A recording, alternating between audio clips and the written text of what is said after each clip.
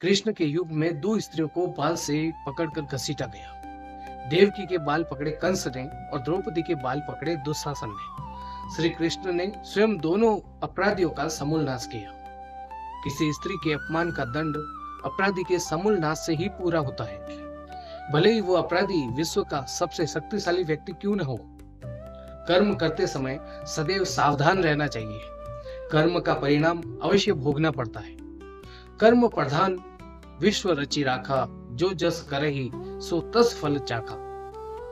दुर्योधन ने एक अबला स्त्री को जंगा दिखाकर टोकी थी, तो उसकी जंगा तोड़ दी गई। दुशासन ने छाती ठोकी, तो उसकी छाती फाड़ दी गई।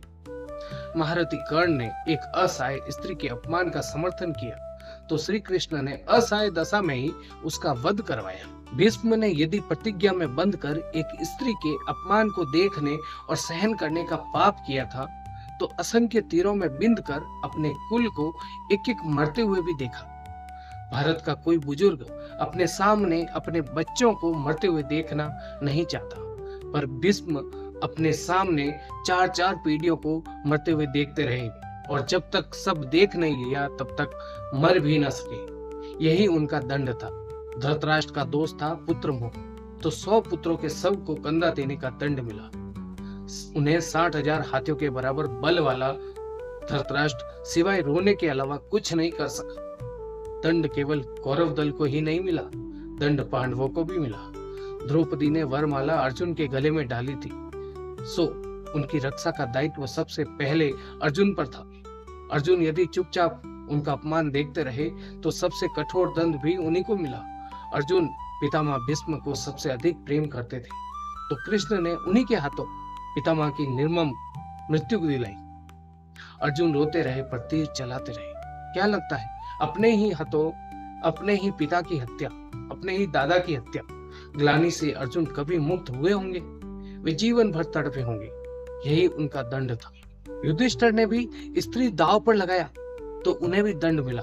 कठिन से कठिन परिस्थितियों में भी सत्य और धर्म का साथ नहीं छोड़ने वाले युधिष्ठिर युद्ध भूमि में झूठ बोले, और उसी झूठ के कारण उनके गुरु की निर्मम हत्या हुई। ये एक झूठ उनके सारे सत्यों पर भारी रहा। धर्मराज के लिए इससे बड़ा दंड और क्या होगा। दुर्योधन को गदा युद्ध सिखाया था स्वयं बलराम ने। एक अधर्मी को गदा युद्ध की शिक्षा देने का दंड बलराम को भी मिला। उनके सामने उनके प्रिय दुर्योधन का वध हुआ। वे चाहकर भी कुछ न कर सके।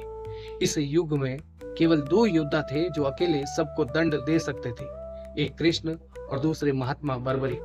पर कृष्ण ने ऐसे कुकर्मियों के विरुद्ध शस्त्र उठाने तक इनकार कर दिया था और बर्बरिक को युद्ध में उतरने से रोक दिया था। लोग पूछते हैं कि बर्बरिक का वध क्यों हुआ। यदि बर्बरिक का वध नहीं हुआ होता तो द्रौपदी के अपराधियों को यथोचित दंड नहीं मिल पाता। कृष्ण युद्ध भूमि में विजय और पराजय तय करने के लिए नहीं उतरे थे। कृष्ण इन अपराधियों को दंड देने के लिए कुरुक्षेत्र में उतरे थे। कुछ लोगों ने कर्ण का बड़ा महिमा मंडन किया, पर सुनिए, कर्ण कितना भी बड़ा योद्धा क्यों न रहा हो, कितना भी बड़ा दानी क्यों न हो, एक स्त्री के वस्त्र हरण में संयोग का पाप इतना बड़ा है कि उसके समक्ष सारे पुण्य छोटे पड़ जाएंगे। स्त्री कोई वस्तु नहीं है कि उसे दांव पर लगाया जाए। राधे राधे।